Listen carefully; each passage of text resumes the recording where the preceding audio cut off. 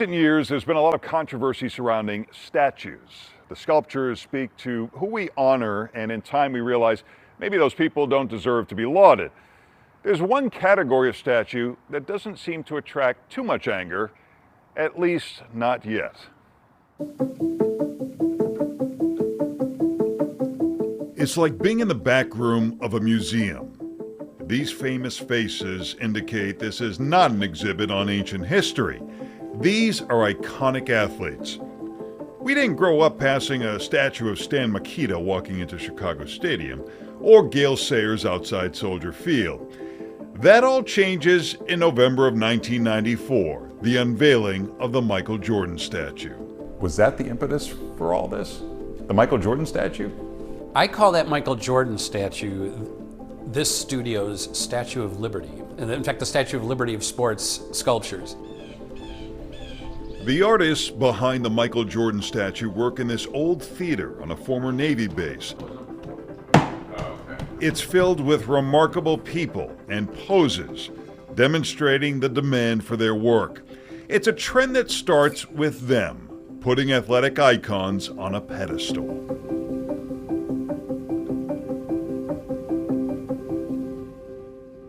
Pass comes into Jordan. Here's Michael at the foul line. A shot on Elo. Good! The Bulls win it! 5 MVPs, 6 championships, 10 scoring titles. A statue seems inevitable for Michael Jordan. The Chicago Bulls hold a contest that includes sculptors like Omri Amrani, but there's one small problem. And I said, who is Michael Jordan? I didn't know. And we came over here and we started from zero. He leaves Israel for Chicago in 1989. He's married to his artistic partner, Julie. What was it like making that statue and the aftermath, the reaction of that? It was very exciting, but nerve-wracking. It had to be, hush-hush. Yeah, so there's a lot going on here. Fellow sculptor Lou Sella shows us one of 3 proposals that Omri and Julie submitted. This, of course, was the pose that was chosen, and I just thought it was beautiful.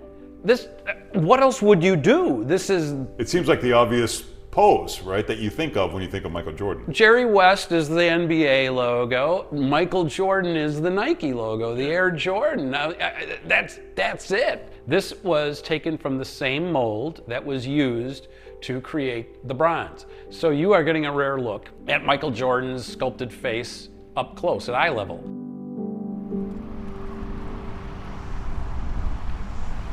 Statues are still. A soldier on a horse. A statesman with a book. Omri and Julie's sculptures create the illusion of movement, a frozen figure in dynamic motion. Those seem like polar opposites, though, statue and action. Right. Frozen in time. And if you can engage your audience to feel, them flying in the air or moving forward or a slight gesture, then you've achieved what you're going for, basically. The ultimate compliment. They see other artists infusing dynamic motion in their own statues. I can say that where I realized that maybe we add one link in the human link of knowledge, which is, I think that's what the artist's supposed to do. Jarvis fires away. That's a fly ball. Beat the left. Back. That's it. Hey! He did it! Years ago, sports venues feature players, popcorn, and organ music. Today, it's a multimedia performance. Hot dog race. From furry mascots to contests on the Jumbotron. The statues may be a more elegant and poignant feature that help connect the fan base through future generations. The kids can look up to them as, I could do better, great with my life if I wanted to. And they had goals. Everybody needs goals of some kind to get you moving. The whole point of this is to hold the clay in position because the clay could never support its own weight. Lou Sella helps them create the Harry Carey statue. From conception to clay, creating a mold, and finishing in the fire, as our cameras captured back in 1998. Long drive, way back. As a Cubs fan, it's his way of connecting with the team. I learned very quickly, as most people do, that I'm not going to be playing for the Cubs or the Sox. They just aren't going to have need of my talent.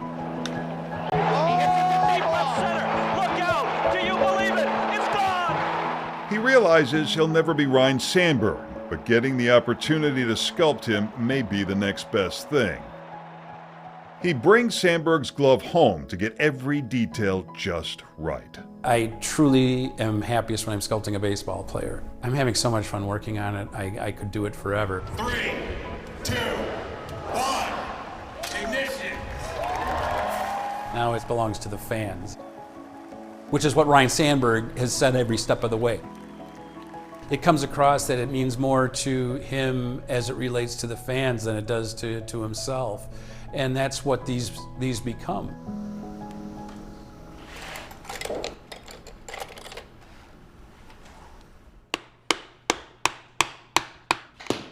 Will statues of sports heroes be torn down someday?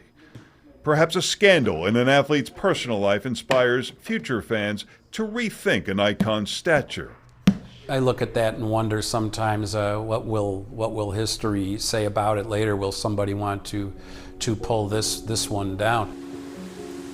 But statues are not history. You don't learn much about history from a statue. They're more like archaeology. They are evidence of what people cared about at a certain place in time, and says as much about them as it does about the person on the pedestal. I mentioned Harry Carey. People to this day will still climb up there and put a can of beer in his open hand. And that's part of the story. That's part of the story, right? A man in motion. Yes, most of them are men. Julie says less than 10% of the requests have been for women, but that will certainly change. Sports may not be as important as justice and freedom, but perhaps the lessons of these icons run deeper than points and rebounds. It's kind of a message for all of us. There's still a long way to go for humanity. In sport, I see it as the friendly war of a peacetime. You are fight each other, and in the end you shake in hand and you go to the bar. A sculptor's eye and steady hand help tell a story in 3 dimensions. From their imagination, molten metal and the furnace fire reveal a man in motion, frozen in time. Did he ever come up to you and say, "Hey, I like your statue"? He said something like a good job. I think for Michael to say good job, it's good enough.